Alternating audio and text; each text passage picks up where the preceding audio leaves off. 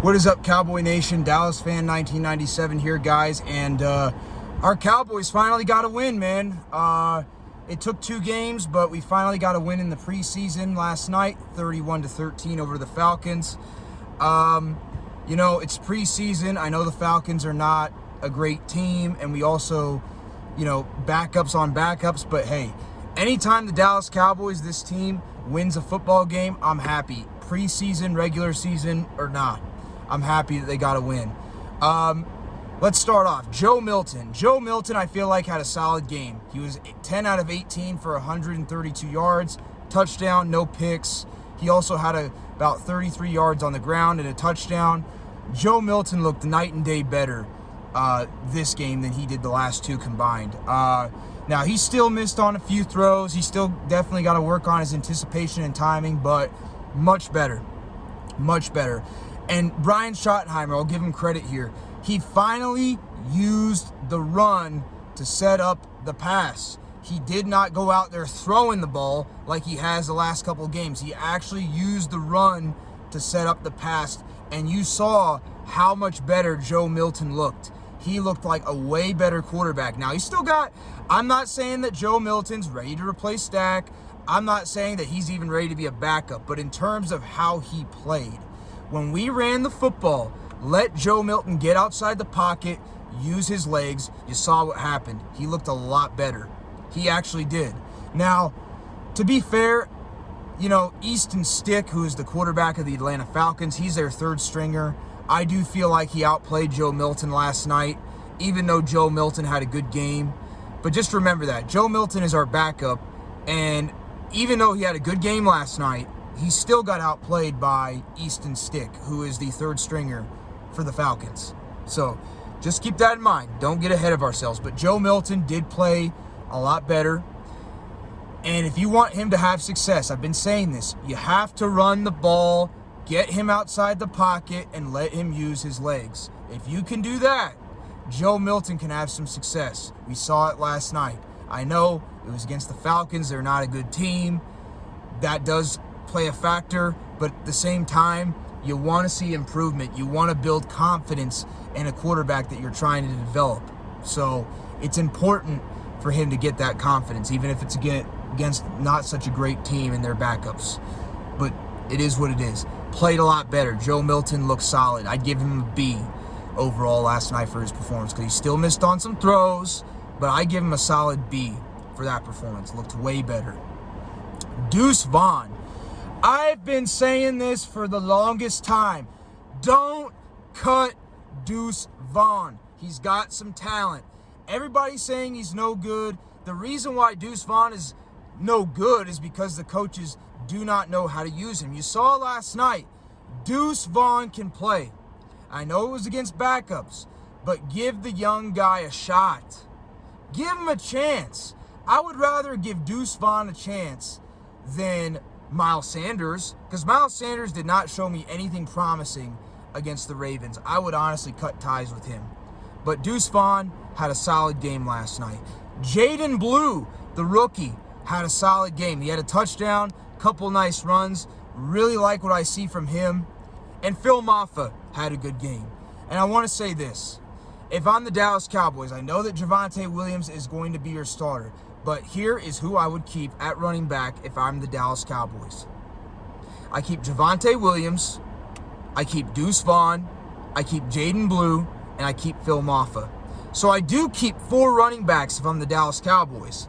But instead of keeping Miles Sanders and cutting somebody like Phil Maffa and Deuce Vaughn, keep Phil Maffa and Deuce Vaughn on the team.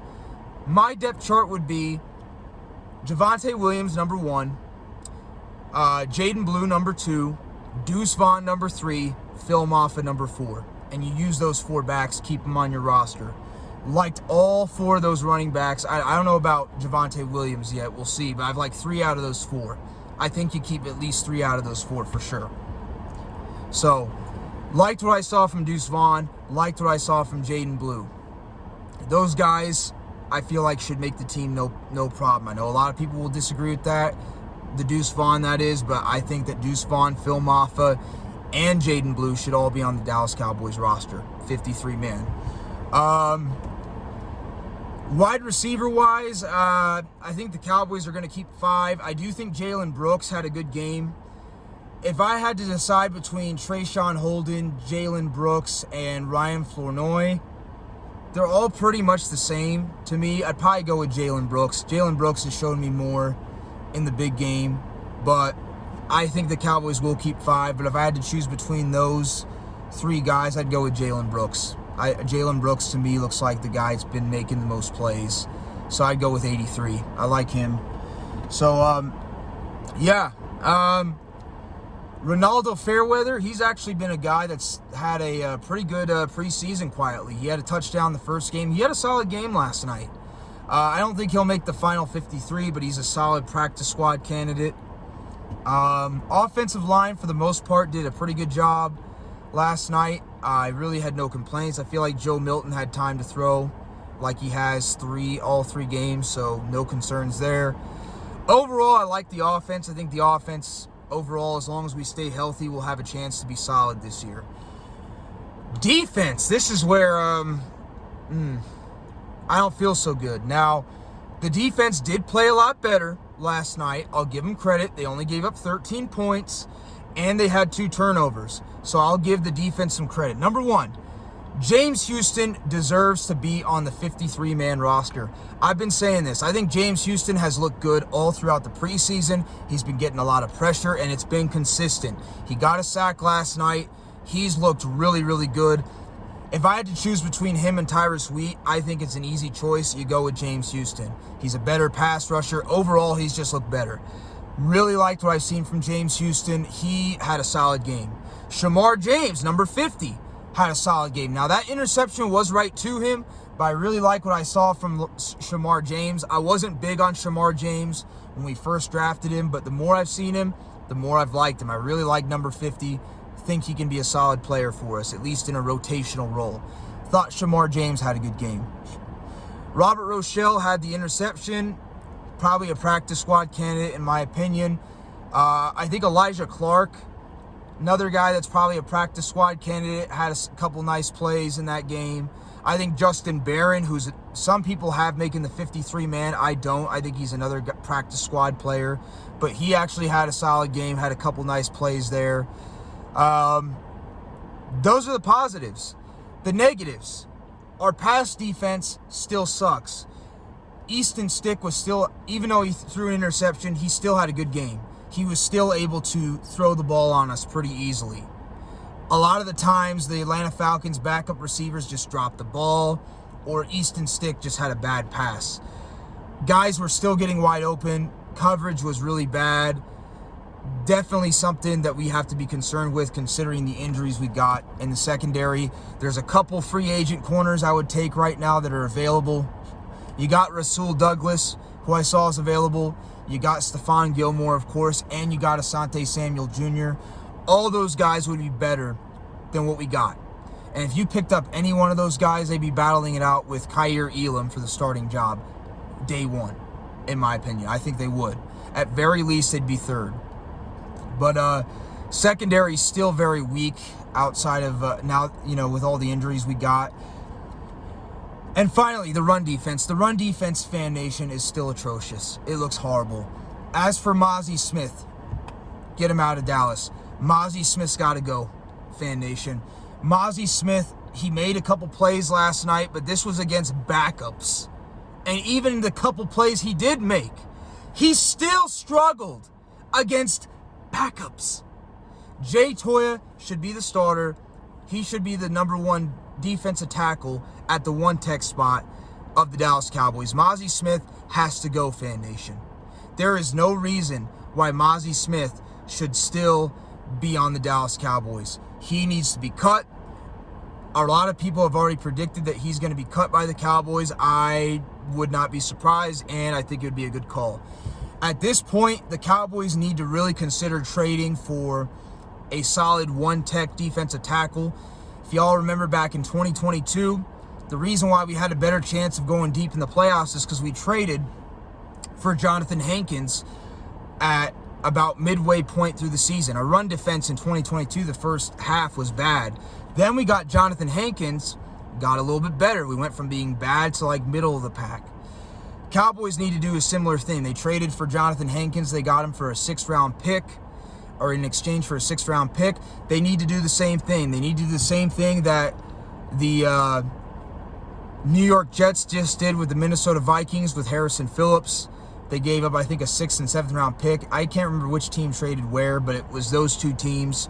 Cowboys got to make a trade like that for one tech, because right now, Fan Nation, I like Jay Toya. He's a solid rotational piece, but he's not ready to be a starter. He's not. And Mozzie Smith's got to go. So the Cowboys need a true one-tech defensive tackle. I think if we could get a solid player for a 5th or 6th-round pick, I would take it in a heartbeat, especially with all the picks we're going to get anyways next year. Cowboys need a one-tech. Mozzie Smith is not the answer. Jay Toya, as of right now, is not the answer for being the starter. Cowboys have to get a one-tech. But overall, the run defense still looks bad. It needs work. And I'll be honest with you, after seeing what I saw last night, I'm not hyping this win up. I'm not saying the Cowboys are world beaters because we won a preseason game against the Atlanta Falcons team that's probably going to be an 8-9, 9-8 football team at best. But it is a win's a win at the end of the day. But right now, from what I see, Fan Nation, I think the offense will be able to help us a lot if they stay healthy. But from what I'm seeing with this team, with the concerns I have at defensive tackle, one tech specifically, and the concerns I have in the secondary, right now, Fan Nation, the Cowboys at best look like a 8-9 win team. I'm just being honest. At best, because we have a talented offense, but because we have question marks in run defense, especially at one tech defensive tackle, and we have question marks in the secondary, this Cowboys team at best looks like an 8-9 win team. And that's just being honest. I don't see this team being even a playoff caliber team because of those deficiencies at this point. I know you can make it with 9 wins, but that's at best. 8 or 9 wins at best. If the Cowboys want to have a chance to do better than that, they got to make a trade. They got to go out there and get a one-tech defensive tackle that can start like they did back in 2022 with Jonathan Hankins. They got to get a real one-tech to go out there and start for this team, because what we got right now is not going to cut it.